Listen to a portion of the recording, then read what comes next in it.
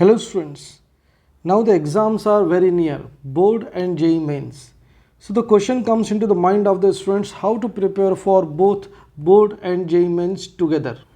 How can I manage my daily schedule so that I can prepare well for the JEE mains and JEE mains starting from 24 Jan and the board may be starting from February for the different state. अलग अलग state में अलग अलग dates हो सकती हैं, but approximately तो boards का जो टाइम होता है वो फरवरी मार्च होता है, तो उसी ड्यूरेशन में आपका बोर्ड का एग्ज़ाम आएगा.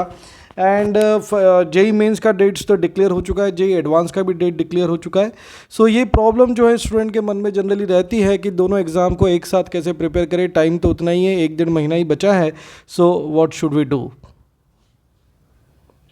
So don't worry students, use my tips to come out from this problem. Myself AJ sir, teaching from since 2005 for JEE advanced mains and medical exams preparation. See student, first of all you should understand both have their own importance. You cannot give the importance for JEE and you cannot say board is not important. Board has its own equal importance. So do not avoid anyone for the while preparing the JEE mains and board together. As you are preparing since 1.5 years, so most of the part of the board is covered into the JEE mains preparation or JEE advanced preparation, but still there is a one problem. Both the exams require different way of study. JEE requires objective type questions practice, tricks and concepts, short tricks, paragraph problems, column matching problems, such kind of study JEE mains required, and it's required a short duration, short times. That's why students are becomes habitual to solve the questions from the short tricks and solve the questions with the basic concepts and in the shorts methods. But at the same times, what board required? The board required proper explanation, diagram making. If diagram is required for the explanation of question, then diagram making required. Also many students when they make the diagram in the board exams, they forget to label the diagram.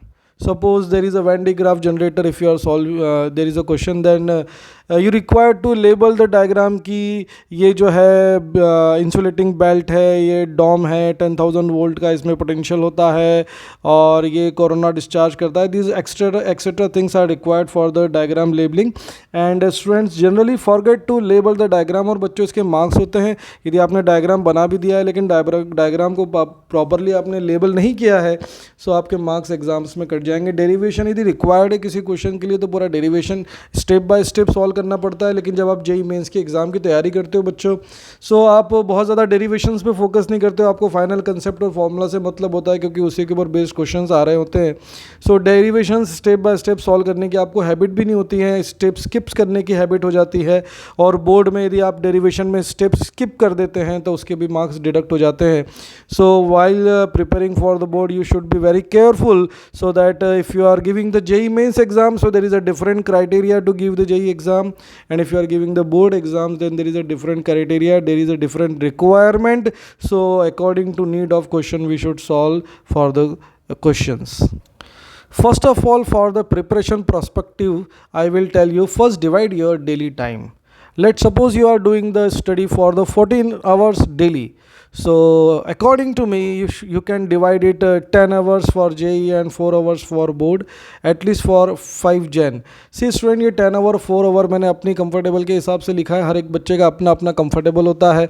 यदि कोई JEE advance में ज़्यादा comfortable है, board में discomfort है, तो वो board का टाइम बढ़ा ले, JEE मेंस का टाइम कम कर ले. यदि कोई बहुत ज़्यादा JEE एडवांस में कंफर्टेबल नहीं है और बोर्ड में उसने काफ़ी कुछ प्रैक्टिस करके रखा हुआ है, तो वो JEE मेंस का टाइम बढ़ा ले, बोर्ड का टाइम कर ले. लेकिन दोनों को डेली स्टडी करना ज़रूरी है. 5 जनवरी तक तो दोनों को साथ में ही लेके चले. फिर 5 जनवरी के बाद क्या करना है? From 5 January to 24 January do only study for mains. देखिए बच्चों, वो JEE एग्ज़ाम्स 24 तारीख से चालू हो रहे हैं. सो एग्ज़ाम के 10-15 दिन पहले तो बोर्ड पढ़ना कंफर्टेबल नहीं होता है क्योंकि काफ़ी टाइम उसमें जाता है, लिख लिख के देखना पड़ता है, डायग्राम बना के देखने पड़ते हैं और बहुत ज़्यादा टाइम उसमें जाता है. सो एग्ज़ाम के 20 दिन पहले तो you should practically focus on the board you should focus on the JEE advanced JEE mains exam. So 5 January से 24 January you should only do for the JEE mains. And student, also want to remind you one more thing, keep separate study hours for the preparation of board and JEE mains and JEE advanced, because both require different mindset. JEE mains की जब आप practice कर रहे होते हैं, JEE mains के advance के questions कर रहे होते हैं, तो आपका माइंडसेट ये होता है कि फटाफट क्वेश्चन आना चाहिए, एक्यूरेसी 100% होना चाहिए, कम से टाइम में क्वेश्चन आना जाना चाहिए, कंसेप्ट लगना चाहिए, शॉर्ट ट्रिक्स लग जाना चाहिए, वॉटेवर। सो उस तरह से आप क्वेश्चन करने का माइंडसेट होता है, तो स्पीड ज़्यादा मैटर करती है।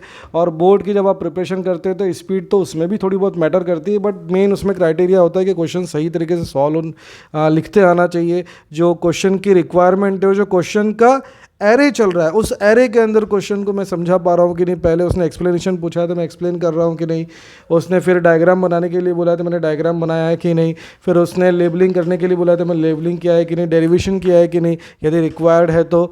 सो ये सारी चीज़ें जो हैं जेई बोर्ड के लिए रिक्वायर्ड होती हैं। सो स्टूडेंट्स दोनों का माइंडसेट अलग होता है, इसलिए दोनों को पढ़ाई करने का टाइम भी अलग अलग रखना चाहिए। जेई एडवांस और जेई मेंस के लिए मैं आपको सजेस्ट करूंगा कि डू स्पेक्ट्रम ऑफ स्टडी। क्या करते हैं स्टूडेंट, एक ही पैटर्न के कम से कम 500-600 क्वेश्चंस प्रैक्टिस कर लेते हैं और उसके बाद भी एग्जाम में उनको मार्क्स कम आ जाते हैं, क्योंकि उन्होंने variety of question spectrum study नहीं किया है। जिस तरह से लाइट के स्पेक्ट्रम में आपने देखा है कि डिफरेंट डिफरेंट वेवलेंथ होती है, डिफरेंट डिफरेंट कलर्स होते हैं। सो उसी तरह से हमारी स्टडी में भी डिफरेंट डिफरेंट टाइप के अलग अलग टाइप के क्वेश्चन होना चाहिए, कंसेप्ट बेस्ड क्वेश्चन भी होना चाहिए, न्यूमेरिकल बेस्ड क्वेश्चन भी होना चाहिए, एडवांस टाइप के क्वेश्चन भी होना चाहिए, मेंस टाइप के क्वेश्चन होना चाहिए, कॉलम मैचिंग भी होना चाहिए, पैराग्राफ प्रॉब्लम होना चाहिए, मल्टीपल करेक्ट कॉलम मैचिंग को भी सॉल्व करने की हमको हैबिट होना चाहिए। सो जेई एडवांस और मेंस की यदि आप प्रैक्टिस कर रहे हैं तो आपको एक स्पेक्ट्रम स्टडी जो है इसके लिए करना चाहिए। But at the for the board अधिकतर बच्चे जो है शॉर्ट ट्रिक्स के कारण लॉन्ग आंसर क्वेश्चंस बोर्ड में नहीं लिख पाते हैं। ये एक बहुत बड़ी प्रॉब्लम है स्टूडेंट्स। शॉर्ट ट्रिक्स की प्रैक्टिस करने के कारण क्या होता है, बच्चों को एक एक दो दो तीन तीन लाइन के अंदर जो है क्वेश्चन सॉल्व करने की हैबिट पड़ जाती है, और वो एग्ज़ाम में भी जो न्यूमेरिकल प्रॉब्लम्स आते हैं बोर्ड एग्ज़ाम में भी उसको भी जो जेई की शॉर्ट ट्रिक्स है उसे सॉल्व कर देते हैं, और मुझे लगता है कि उसके मार्क्स शायद उनको नहीं मिलते होंगे और उससे उनको काफ़ी नुकसान हो जाता होगा। सो स्टूडेंट्स इसकी भी अच्छी प्रैक्टिस करके रखिए आप लोग। यदि आप बोर्ड की प्रैक्टिस कर रहे हैं तो बोर्ड्स के क्वेश्चंस को लिख लिख के देखो, उसका डायग्राम बना बना के देखो, लेबलिंग करके देखो प्रॉपर हो रहा है कि नहीं, क्रॉस चेक करो आपकी जो भी एनसीईआरटी की बुक है या फिर आपकी स्टेट बोर्ड की जो भी बुक है उससे आप उसको क्रॉस चेक करो कि are you doing it properly.